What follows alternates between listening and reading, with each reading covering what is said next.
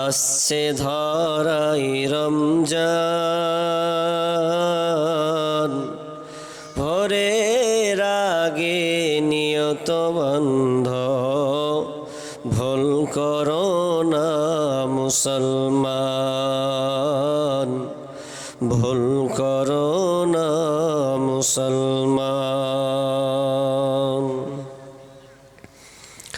রমজানেরি 30 রোজা, মাপ হবে তোর গুনার বোঝা। রমজানেরি 30 রোজা, মাপ হবে তোর গুনার বোঝা। মাসুম শিশুর মতো প্রভু জীবন তোমায় করবে দান, ভোরের আগে নিয়ত বন্ধ, ভুল করো না মুসলমান, ভুল করো না মুসলমান। এই মাসেতে একটি রাত্রি শবে কদর নামটি যার। এই মাসেতে একটি রাত্রি শবে কদর নামটি যার। হাজার মাসের সেরা সেরা মুছাই পাফির দুঃখ ভার। এই মাসেতে নাজিল হলো, এই মাসেতে নাজিল হল, ভোরের আগে নিয়ত বন্ধ, ভুল করো না মুসলমান, ভুল করো না মুসলমান। এই মাসেতে একটি রাত্রি শবে কদর নামটি যার। এই মাসেতে একটি রাত্রি শবে কদর নামটি যার।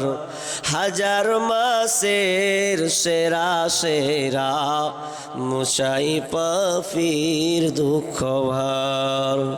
এই মাসেতে নাজিল হলো, এই মাসেতে নাজিল হলো,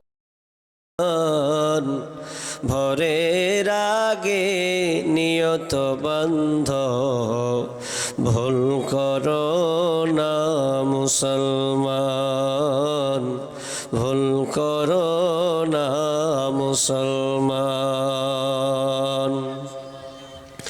এই মাসেতে একটি রাত্রি শবে কদর নামটি যার। এই মাসেতে একটি রাত্রি শবে কদর নামটি যার। হাজার মাসের সেরা সেরা মুছাই পাফির দুঃখ ভার।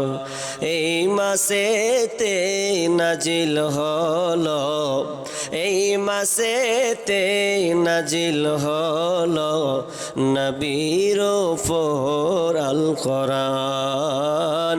ভোরের আগে নিয়ত বন্ধ, ভুল করো না মুসলমান, ভুল করো না মুসলমান। এই মাসেতে দুইটি খুশি, একটি খুশি ইফতারের, অপরটি হয় আল্লাহর দিদার রোজ হাসরের প্রান্তরে। এই মাসেতে দুইটি খুশি, একটি খুশি ইফতারের, অপরটি হয় আল্লাহর দিদার রোজ হাসরের প্রান্তরে। এত সুন্দর মধুর ডাকে যেজন সদা লুকিয়ে থাকে, এত সুন্দর মধুর ডাকে যেজন সদা লুকিয়ে থাকে, রোজ হাসরে কাঁদবে সেদিন পাবে না কো আল্লাহর দান। ভোরের আগে নিয়ত বান্ধ, ভুল করো না মুসলমান, ভুল করো না মুসলমান। জান্নাতেরি আটু দরজা, রাইয়ান নামের একটি দ্বার। জান্নাতেরি আটু দরজা, রাইয়ান নামের একটি দ্বার। সেই দ্বারেতে যাবে কেবল যারা আল্লাহর রোজাদার। সেই দ্বারেতে যাবে কেবল যারা আল্লাহর সিয়ামদার। রোজাদারের মুখের ঘ্যান বৃক্ষ নাভি খুশবু সমান, তাই তো এদের এত আদর করেন প্রভু রহমান। ভোরের আগে নিয়ত বন্ধ, ভুল করো না মুসলমান। ইসলামেরি পাইগাম নিয়ে, ইসলামেরি সওদা নিয়ে আসছে ধরায় রন। আল্লাহ সুবহানাহু ওয়া তাআলা এটা অন্যান্য কোনো দলকে বলেননি, একটা দলকে নাম ধরে তিনি বলেছেন, ইয়া আইয়ুহাল্লাযীনা আমানু, হে ঈমানদারেরা যারা তোমরা আমার প্রতি ঈমান এনেছো, কুতিবা আলাইকুমুস সিয়াম, তোমাদের উপরে রোজাকে ফরজ করা হলো, কামা কুতিবা আলাল্লাযীনা মিন ক্বাবলিকুম, যাতে তোমাদের পূর্ববর্তীর উপরে সিয়াম ফরজ করা হয়েছিল। শুধু তোমাদের উপরে ফরজ নয়, তোমাদের পূর্ববর্তী যারা তাদের উপরে এই সিয়ামটা ফরজ করা হয়েছে, লাআল্লাকুম তাত্তাকুন, যাতে করে তোমরা মুত্তাকি হতে পারো, আল্লাহ ভীরু হতে পারো। এই জন্য আমি সিয়ামটা আমি আল্লাহ তোমাদের উপরে ফরজ করলাম। ফরজ করার ব্যাপারে অনেক আগেকার ফরজ ছিল, কেমন ছিল আমাদের মতন না, এগুলা বলতে অনেক সময় লাগবে।